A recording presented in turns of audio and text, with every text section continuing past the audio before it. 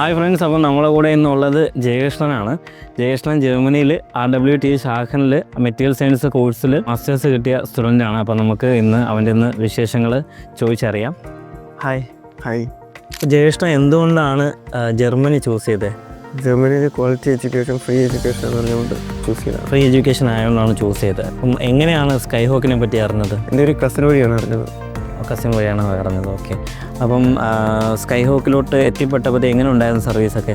നല്ല സർവീസായിരുന്നു. എന്നോട് ആദ്യം തന്നെ അവിടുത്തെ ജീവിത ചെലവും പിന്നെ എഡ്യൂക്കേഷൻ കാര്യങ്ങളൊക്കെ പറഞ്ഞു തന്നു. പിന്നെ എന്നോട് വേറെ ആൾക്കാർ പറഞ്ഞു തരാത്ത മറ്റൊരു കാര്യം പറഞ്ഞു തന്നത് APS ആദ്യം എടുക്കണം, കാരണം അത് നീറ്റായിരുന്നതുകൊണ്ട് നമുക്ക് വിസയാണ് ആദ്യം ഇമ്പോർട്ടൻ്റ് ആയിട്ട് കിട്ടേണ്ടതുകൊണ്ട് APS ആദ്യം അപ്ലൈ ചെയ്യണമെന്ന് പറയുന്നത്. ഓക്കെ. അപ്പോൾ അതായത് ഇപ്പോൾ ജയകൃഷ്ണൻ പാസ് ഔട്ട് ആയത് 2024 അതെ. അപ്പോൾ 2024 പാസ് ഔട്ടായിട്ട് നമുക്ക് കറക്റ്റ് ഇപ്പോൾ 2025 സമ്മറിൻ്റെയൊക്കെ തന്നെ നമുക്ക് ജർമ്മനി എത്താൻ പറ്റും. അപ്പോൾ ജയകൃഷ്ണൻ എന്തെങ്കിലും ബുദ്ധിമുട്ടുണ്ടായിരുന്നു? ഐ മീൻ ഇപ്പം വിസ അപ്പോയിൻമെൻറ്റ് കിട്ടാൻ വേണ്ടി ബുദ്ധിമുട്ടാണല്ലോ, അപ്പം അതെന്തെങ്കിലും ബുദ്ധിമുട്ട് അനുഭവിച്ചായിരുന്നു? ഇല്ലില്ല, ബുദ്ധിമുട്ട് അനുഭവിച്ചില്ല. കാരണം എല്ലാവർക്കും വിസ അപ്പോയിൻമെൻറ്റ് കിട്ടാനാണ് ബുദ്ധിമുട്ട്.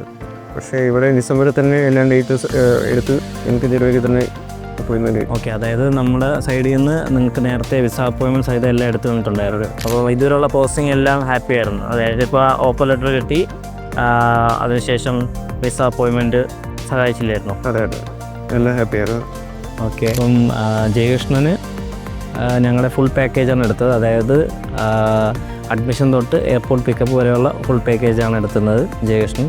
അപ്പം ജയകൃഷ്ണൻ അതിൽ ഫുള്ളി സാറ്റിസ്ഫൈഡ് ആണോ? അതെ, സാറ്റിസ്ഫൈഡ്. അപ്പോൾ ഇനിയും ആൾക്കാരെ അതിൽ റെക്കമെൻഡ് ചെയ്യും? തീർച്ചയായും റെക്കമെൻഡ് ചെയ്യും. ഞാൻ ജർമ്മൻ ക്ലാസ്സും സ്കൈ ഹോക്കിൽ നമ്മുടെ തന്നെ ജർമ്മൻ ക്ലാസ് അറ്റൻഡ് ചെയ്യുന്നുണ്ട് ജയകൃഷ്ണൻ. ആക്ച്വലി ഇപ്പം കറൻ്റ് A2 ആണ്.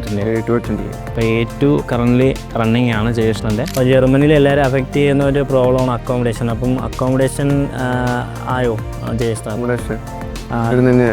സ്കൈ ഹോക്കിൽ നിന്ന് തന്നെയാണ് അക്കോമഡേഷൻ എടുത്തു തന്നത്. ഓക്കെ. അപ്പം ടോട്ടലി സാറ്റിസ്ഫൈഡ് ആണല്ലേ? സാറ്റിസ്ഫൈഡ് ആണ്. ഓക്കെ. അപ്പം നമ്മുടെ ജയകൃഷ്ണൻ്റെ വിശേഷങ്ങൾ നിങ്ങളെല്ലാവരും കണ്ടു. അപ്പം ബാക്കി ജയകൃഷ്ണൻ്റെ വിശേഷങ്ങളെല്ലാം നമുക്ക് ജർമ്മനി വെച്ച് കാണാവുന്നതാണ്. അപ്പം ഞാൻ എല്ലാവിധ ആശംസകളും നേരുന്നു.